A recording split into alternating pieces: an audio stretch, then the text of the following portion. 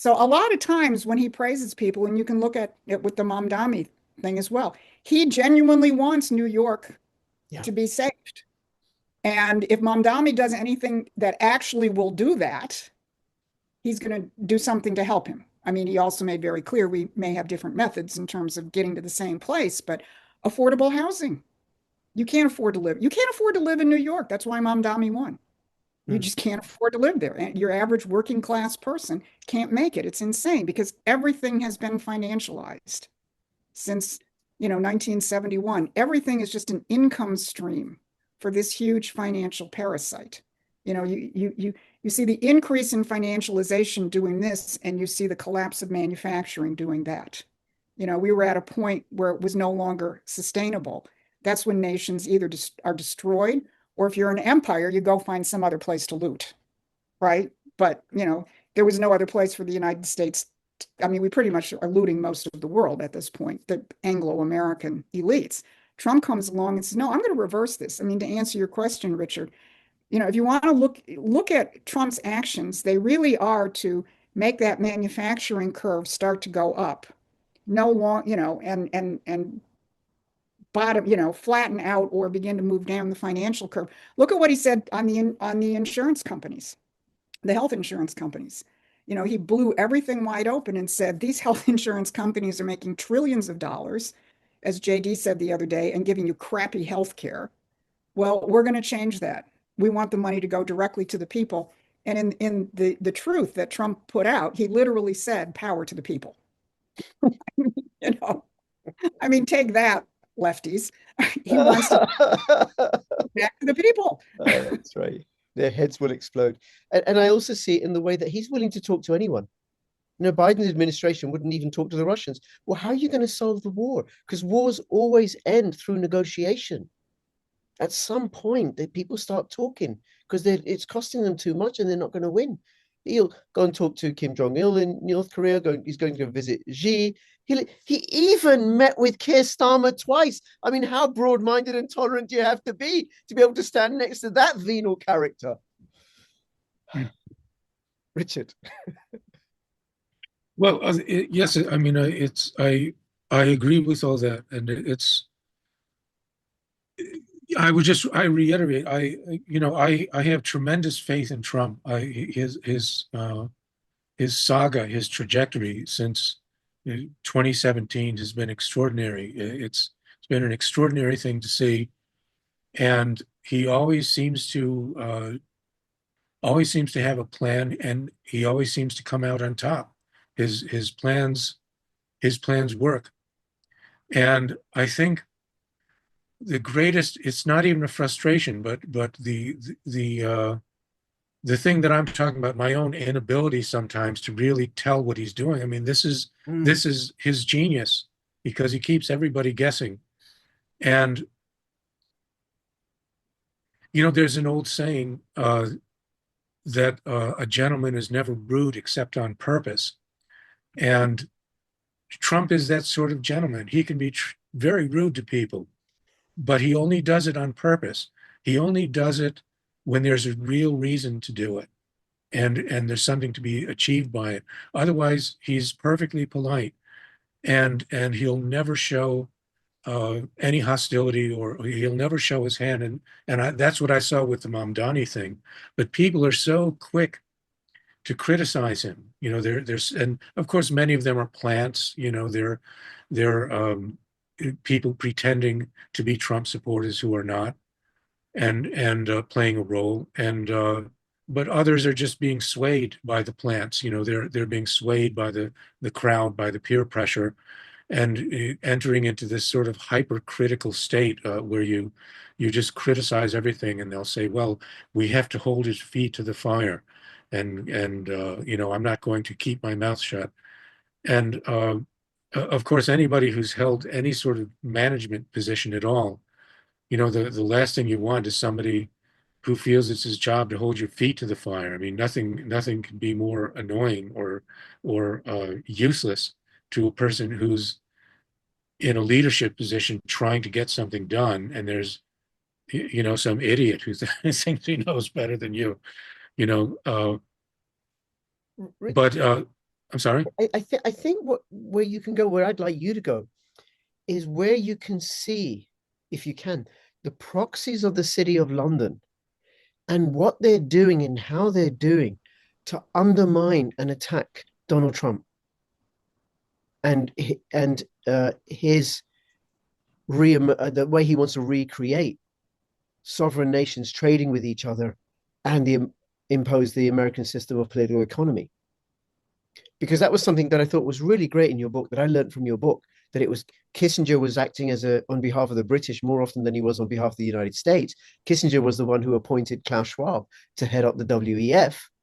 And then I voted for Brexit because one of the things I learned was the CIA set up the European Union. And of course, the CIA was trained by MI6. It's those sorts of threads that I think people don't see because all they look at is what's on the surface.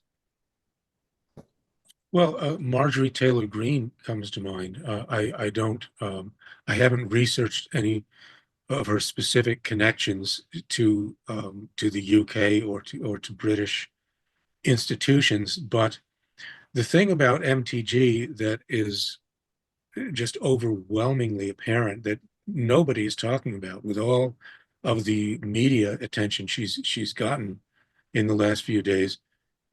And, nobody is talking about the fact that she made herself the poster child for national divorce.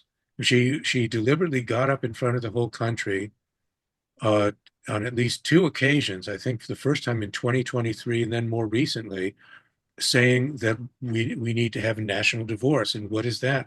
That's breaking up the country. It's partitioning the United States of America and, in fact, physically destroying the United States of America by chopping it up into little pieces so that it literally doesn't exist anymore. So in all this argument as to who's more MAGA, Trump or MTG, nobody's bringing this up. I mean, if you type the words national divorce into Google, all you see is MTG this, MTG that. There was a literal psyop to associate her with this idea of national divorce, and therefore to associate MAGA and to associate Trump with national divorce. And this is, as far as I see it, this is her big issue. And strangely, or perhaps not so strangely, we're not hearing about that issue with all this hoopla about who's more MAGA than whom, whose positions are more MAGA than whose. Nobody will take that one big issue, which is absolutely MTG's issue. This is her signature issue. This is who she is. She is national divorce. Nobody's talking about it. And that plays into what the City of London wants. They want to break up Russia. They want to break up the United States because then smaller states are easy to control and manage because they're Yes. less powerful. And it leads into the other thing about the Trump's opponents, their attempts to stir up color revolution, Mm-hmm. which points to, Susan, what you and I think talked about before we started recording about those four. Yeah, as I was rereading your book, Richard, that one section in the beginning where you talk about color revolutions, and contrary to the myth, they cannot take place without the complicity of the military or intelligence services. Mm-hmm. They have to stand down. So just as I'm reading that, I'm watching this wild, social media post from Senator Alyssa Slotkin and Mark Kelly and these four congressmen And, basically calling on the U.S. military. and Slotkin is ex-CIA. She's ex-CIA, and her specialty was basically propaganda warfare, figuring out what works. So you look at that, and I was literally at that section in your book, and I said, okay, well, that's how this works. I mean, maybe you might want to fill out for people how that worked in the Russian Revolution. And also how it's playing out here. What are the signs to How look it's out playing for? out today with the color, Well, I'm mindful of Rich's caution not to get too historical. I know Oh he no, wants please us go to. ahead, knock yourself out. Well, what Susan is talking about in my book is that I basically came to the conclusion that every major revolution in history, or at least in the last 200 to 300 years, during the modern period, the period we think of as the Age of Revolution, that these were not organic revolutions. They were not spontaneous risings of the people, as we've been told in our history books, that the French Revolution, the revolutions of 1848, enshrined, um, and earlier revolutions in the 1830s, romanticized in Broadway productions like Les Miserables, and finally the Russian Revolution, which is the primary focus of my book, that these were all color revolutions in the sense that they were revolutions that were planned and instigated and executed by foreign intelligence services, and in particular by the British intelligence services. And the evidence for this is massive and in many ways obvious. It's not very well hidden, and it didn't need to be, because the control of these British and pro-British propaganda agencies, the organs of state propaganda emanating out of Britain, and able to control the historical discourse throughout the English-speaking world. These institutions had such power to rewrite history and to tell history the way they wanted it told, that even very obvious things that should be right in front of our noses are unseeable by us. They've been rendered invisible, and we can't see them. And so this is a lot of what I'm trying to do now in my recent work, in my books and articles, is in a sense to state the obvious, to look at the history. And I try not to go too far from, let's call it the normal, or the history that we learned in school, that we learned in our history books. I try to base it as much as I can in the history that people are familiar with, not try to push them into something too exotic, and just say, if we just look a little to the left or a little to the right, if we just look a little more deeply into this, what do we see? So for an example of this would be, I argue in my book that the French Revolution was a color revolution instigated by Britain. Now that strikes a lot of people as being very far-fetched, and they say, well, what is your evidence for that? How ridiculous. I never heard about that. And but Thomas Jefferson actually said this, and I quote extensively from certain of his letters to the Marquis de Lafayette and to others. Jefferson was the U.S. ambassador to France. He was after the Revolutionary War. He was there in Paris in 1789 when the revolution broke out. He was actually involved in the revolution. He and the Marquis de Lafayette were involved actually with trying to get parts of the French nobility to pressure the king to adopt a constitutional monarchy. And so, in a sense, they were actually betraying the king themselves, the King Louis XVI. But they were trying to create a moderate revolution that would end with a constitutional monarchy, with Louis XVI still on his throne, but to simply move France into a more, in their mind, a more enlightened direction. But Jefferson, till the day he died, insisted that it was the British who ruined this plan, because he claimed that British secret agents came in and with money and bribed key people within the French government and the Paris municipal government, and they actually caused the reign of terror, he charged. And they brought in the radicals who wanted ultimately to kill the king, and succeeded in killing him. So this is Thomas Jefferson himself.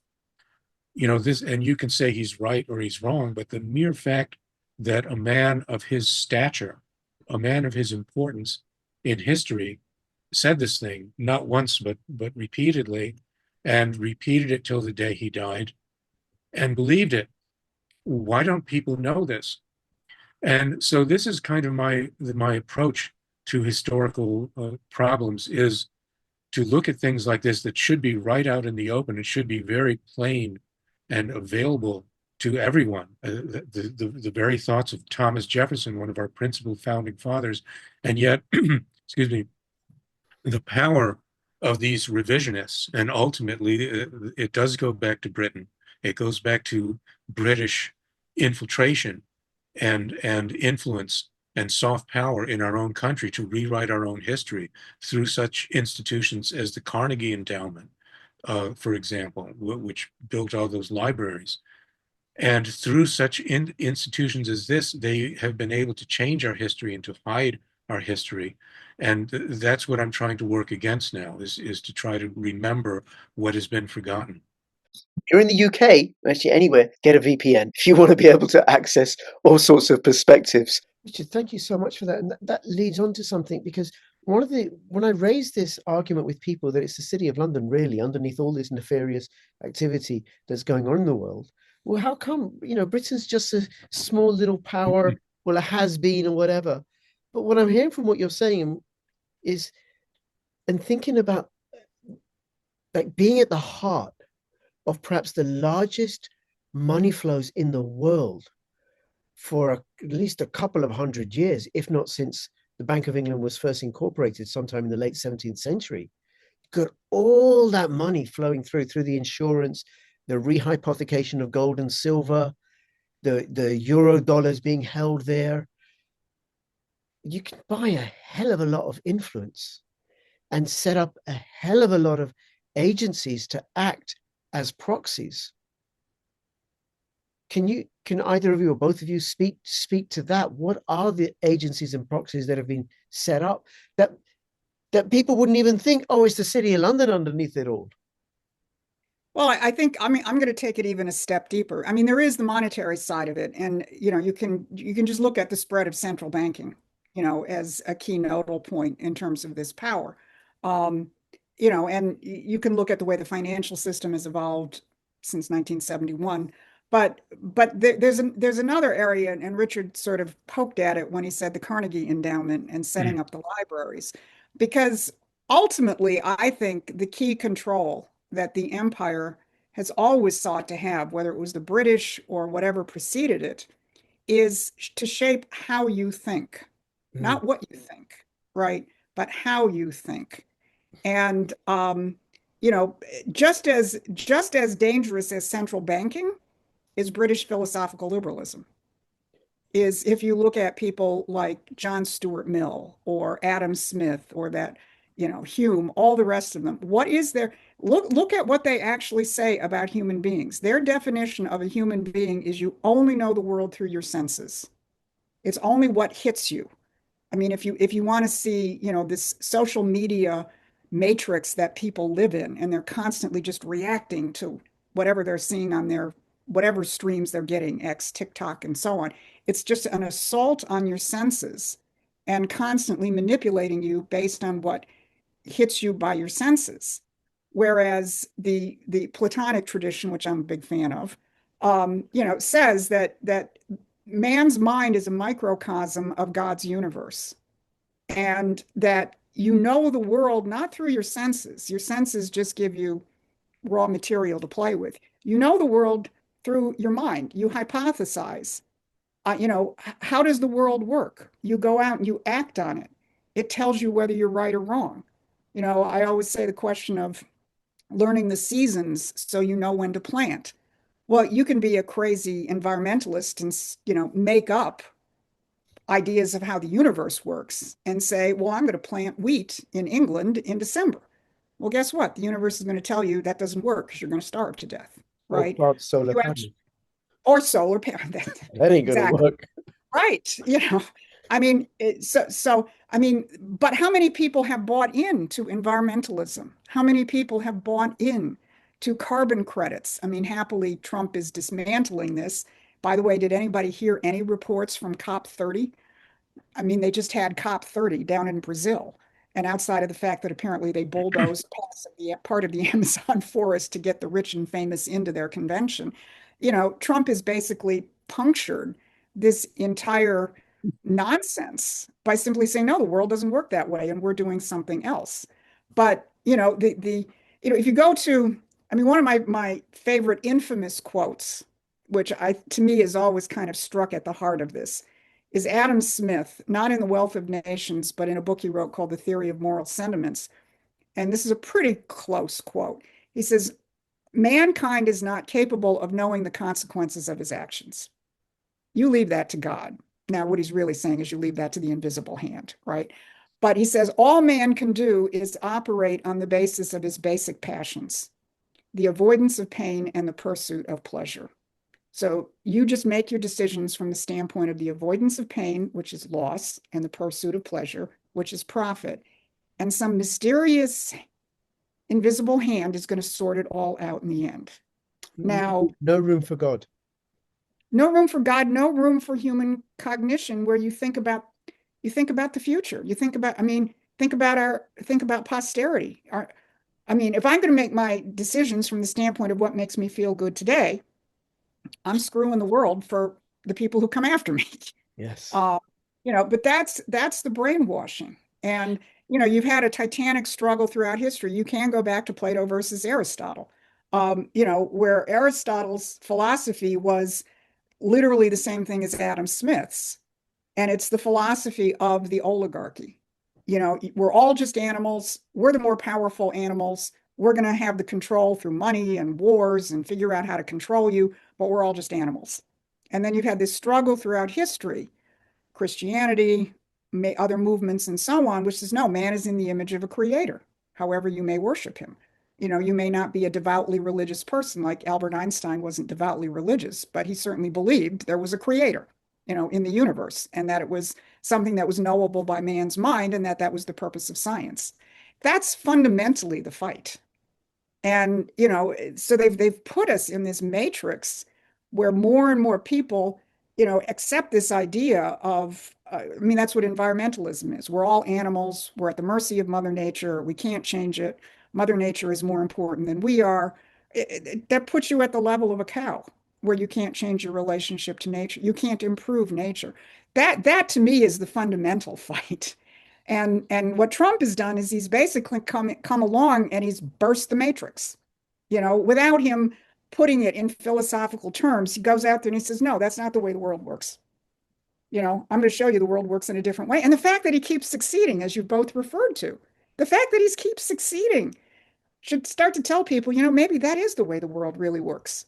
Yeah. One person in a position of a powerful position, like President of the United States of America, acting on the basis of the principles of the way the universe really works, can actually disrupt these other guys. They get away with it because they eliminate their opposition, as Richard is going to show with Lincoln, as we've shown with other assassinations. If you eliminate those unique historical individuals who will challenge you, then they try and get everybody else to submit to the matrix. But one person comes along. Kennedy could have been one of those people, clearly. And so he had to be eliminated. Bobby Kennedy could have been one of those people. I think I've mentioned to Rich, my first political activity was in 1968, campaigning for Bobby Kennedy in California when he was shot. Has shaped my life. Yep. And, it took decades for me to understand why and all of the rest of that. But they look, when you look at the key world leaders who have been assassinated throughout modern, current history, anybody who represents a powerful, strong sovereign nation, like an Indira Gandhi, for that matter. Many of the post-colonial leaders of African nations. Patrice Lumumba. That was the first, as a kid, that was sort of like the first thing I remembered. Patrice Lumumba was assassinated. Yep. Richard? Well, if I understood your question, Rich, you're asking for specifics of how British people or British institutions can be seen today doing this dastardly work that we're talking about. And the thing that pops into my mind is just when you go out on Twitter, on X, as they want to call it, you go out there now, and it's an amazing marketplace of personalities and ideas. I've never seen anything quite like it. And there you'll see, just as an example, all kinds of British people, people who are British nationals, and I don't want to name names. Some of them I sort of know, but uh, there seems to be a type who's just out there and they're proliferating, where they're clearly British and they're clearly pushing an agenda, which in some cases is expressly the roundtable agenda of merging with the United States, teaming up with the United States. And often there are people who are now living in the United States. Their British accents are rapidly disappearing. I notice that they're beginning to speak with more of an American accent, and they have a tendency to use pronouns in a funny way, where they'll talk about we and about us, as if in a way that where it's not clear, are they claiming to be Americans? As their accent becomes more and more American, and they start saying we Americans should do this and we Americans should do that. I mean, I'm not imagining this. It's a phenomenon. It's really going on. And so these are British agents of influence, and some of them are quite prominent. And when you look at these people and you study these people, at a certain point, the mask comes off and they start pushing the roundtable agenda. They start pushing pan-Anglo-Saxonism. They start pushing, I don't even know what to call it as an ism, but they start basically saying that the American Constitution has outlived its usefulness. They'll start pushing national divorce. They start pushing this whole laundry list of pet British projects for our country. And I wish I could name some of their names, but I'm not there yet. I No don't really worries. want. I'm still trying to be nice to these people. Well, I'm really glad. No. Yeah, I'm really glad you brought up the MTG national divorce thing because I had sort of missed that. I mean, I was thinking about some of the other people that Trump has, gone after, which is Rand Paul and Tom Massey, and that gets back to the libertarian problem. Mhm. And that gets back to the point that I was making. You don't actually have to be on their payroll. You don't Mhm. have to be getting, instructions from London.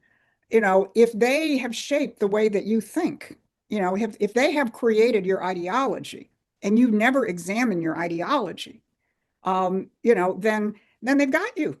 And libertarian is a complete, British phenomenon. The Austrian school, as my friend Bob Ingram, who's our house historian, has written incredible books. And I recommend, Rich, you start diving into some of them because I think you're going to find a lot of resonance with them.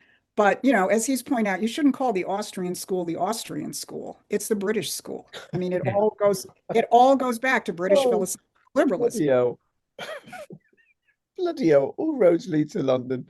Bloody hell. And they're not, and Go it's not back even, further, and we can blame the Babylonians. I mean, if you want to keep going. but right now, it's the British that we got to deal with and their proxies.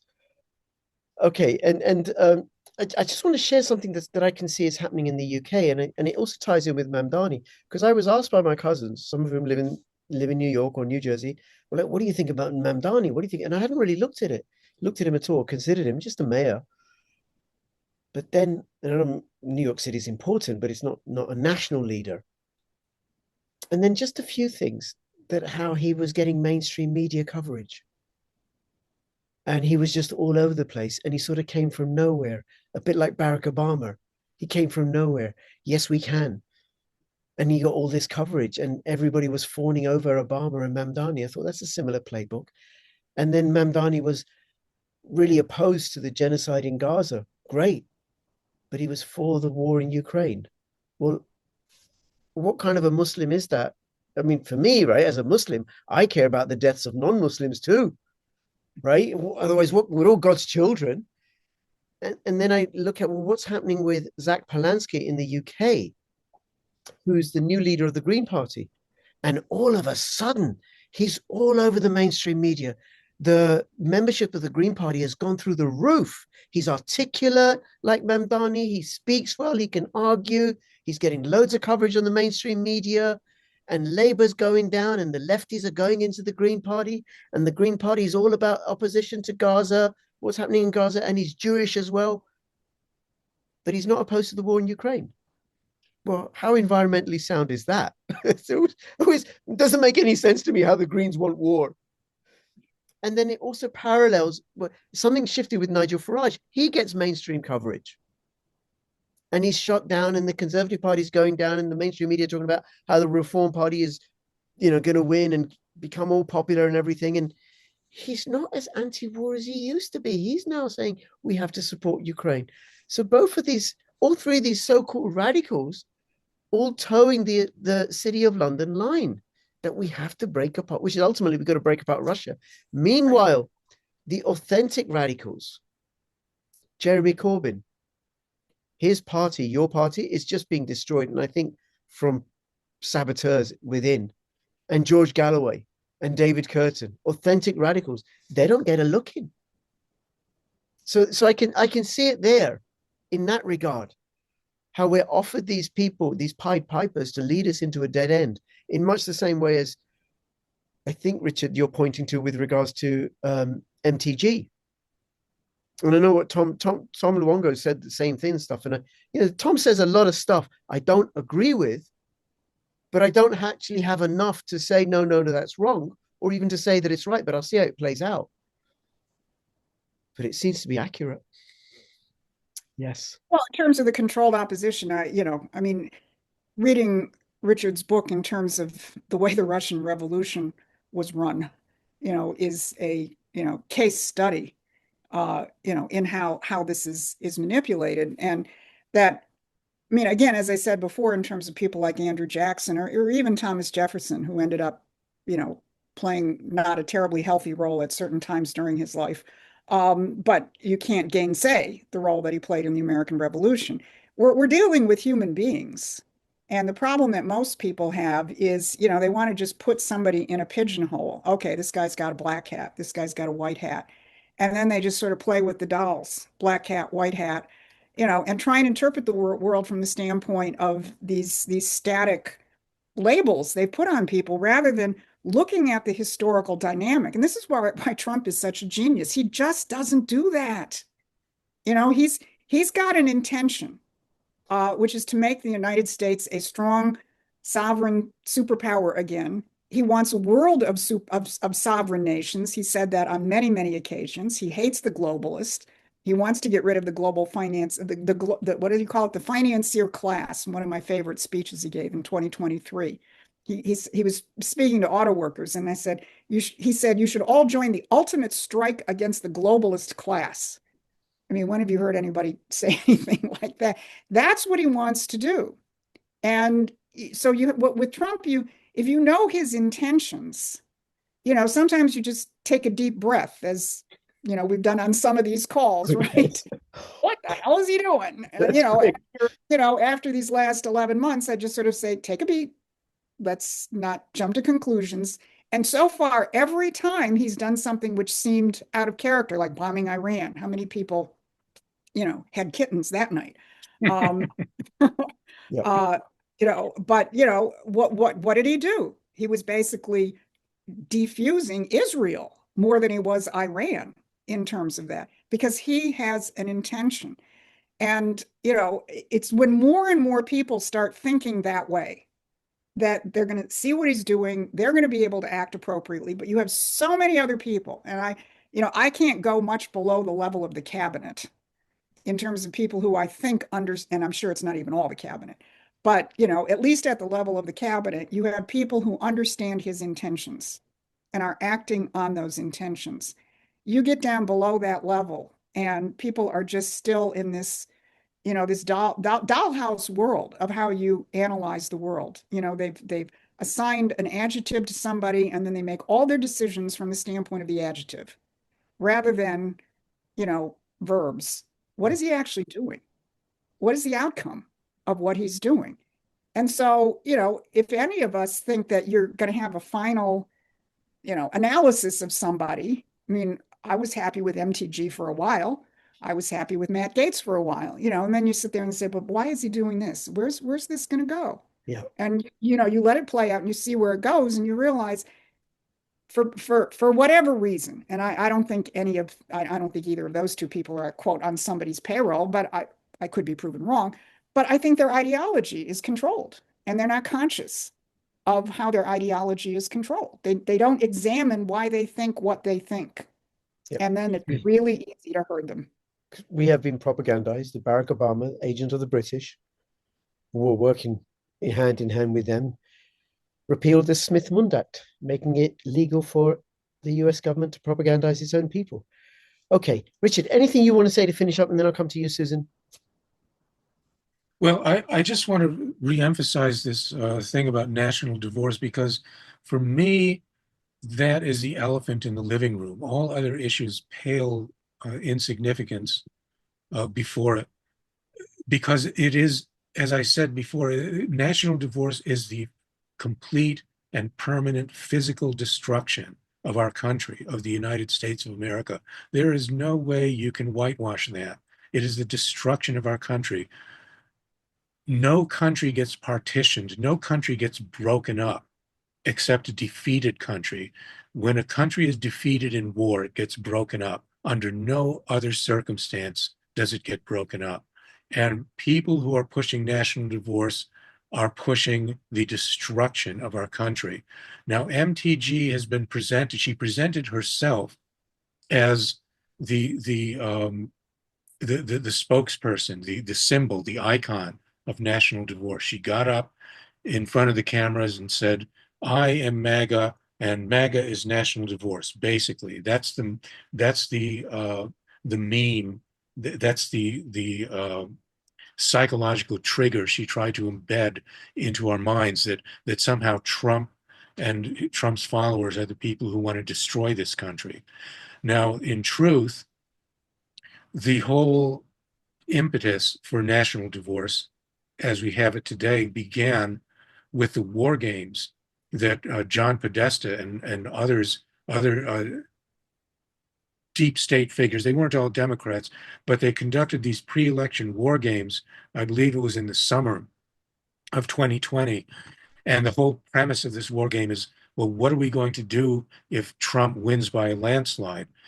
And the consensus was, excuse me, even if Trump wins by a landslide, we're going to disrupt the whole country anyway, and we're going to break up the country through secession.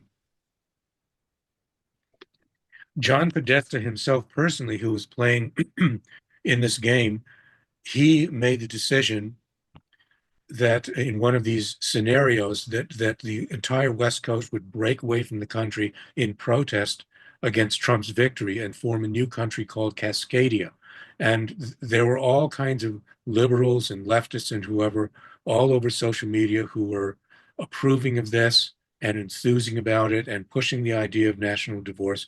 And then suddenly they did a psyop, and they said, let's bring out Marjorie Taylor Greene and have her say, I am for national divorce. So it becomes a MAGA thing, even though the whole movement actually originated with John Podesta. And so this is a psyop in which MTG played a very crucial part. And that's one of the reasons I just don't accept this idea that she's just a sincere MAGA person who maybe got her nose out of joint about something or other. It's just like a tiff between high school kids or something. I think she is a deep infiltrator. And I think she made herself, and she was made by her controllers to push this national divorce psyop on the country and to try to pretend that it was a MAGA idea when it wasn't. And so this is a very serious thing. And I encourage more people to look at this, because it's clear they're trying to bury the national divorce connection. They're trying to pretend it's not even on the radar screen with her, and it's everything about her. It's who she is. She is Miss National Divorce, and nobody's saying it on either side. And this is how psyops get embedded in our minds and twist our thinking so that we don't see the obvious that's right in front of us. Thank you, Richard. Susan? That's really interesting. We're going to do a little deeper dive on that. You said something interesting where you said, defeated nations are broken up.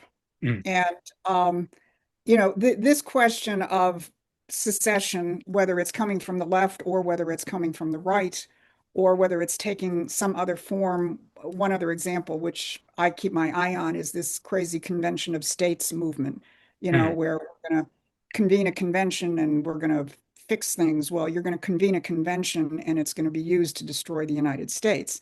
But it feeds on, all of these things feed on pessimism, and defeatism, where people think our form of government just won't work.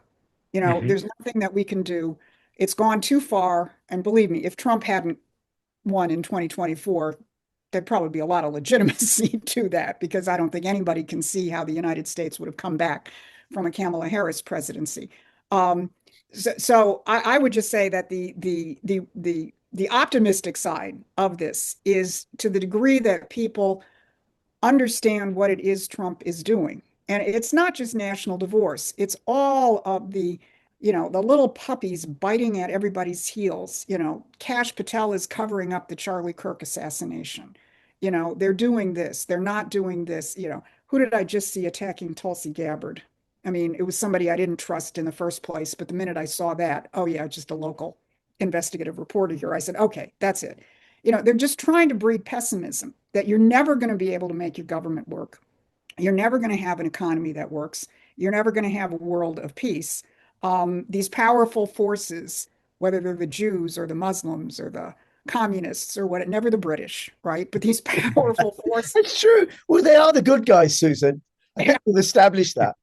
They create all these false enemy images. I mean, we certainly see it, in terms of the simultaneous rise of genuine anti-Semitism, which is not the same thing as being anti-Netanyahu, right? The simultaneous rise of genuine anti-Semitism and genuine anti-Muslim, which is not the same thing as being anti-ISIS, at the same time, because they're trying to create these things which will keep you in this pessimistic world. There's an enemy out there. It's overwhelming. There's nothing I can do about it except scream about it. And then you fall into, all right, well, then I have to secede. Oh, well, then I have to open up the Constitution and the can of worms that's going to come with that. I have to do this. I have to do that, rather than recognizing there is a very clear pathway that Donald Trump and his cabinet and his team have outlined to restore a system of economics and the true American Republican with a small r form of government, which has brought us back from the brink in the past, like Lincoln. How close were we to losing this nation? Probably not quite as close under Roosevelt. And I know a lot of my MAGA friends don't agree with me on Franklin Roosevelt, but Franklin Roosevelt pulled this nation back from the brink as well. If people understand it, and you have that kind of courageous world historical figure, which Donald Trump is, I think you have no grounds to be pessimistic. You might have to work your ass off, but you have no grounds to be pessimistic. Amen. And I think we can all agree the whole world and the United States are a whole lot better off than they would have been under a Kamala Harris presidency. Okay, Amen. Susan, Richard, thank you, both of you. Richard, your book, How the British Invented Communism and Blamed It on the Jews, is available. I'll have the links in the description below. You've got another book coming out about it, the case for Lincoln. Who killed Lincoln? Who killed Lincoln? The case for England. The case against England. The case against England, right? And I'd love to have you back on so we can talk about that in detail. Susan, thank you, Promethean Action. And I'll have your X links and everything in the description below. Please, please, please share this video far and wide. All the best. Bye-bye. Thank you, Rich. Thank you.